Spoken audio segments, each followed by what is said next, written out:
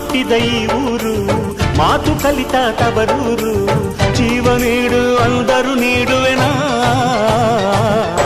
ಹೇರುಕ್ಕಮ್ಮ ನಮ್ಮ ಊರ ಊರಮ್ಮ, ಹೇರುಕ್ಕಮ್ಮ ನಮ್ಮ ಮಾತೆ ಮಾತಮ್ಮ.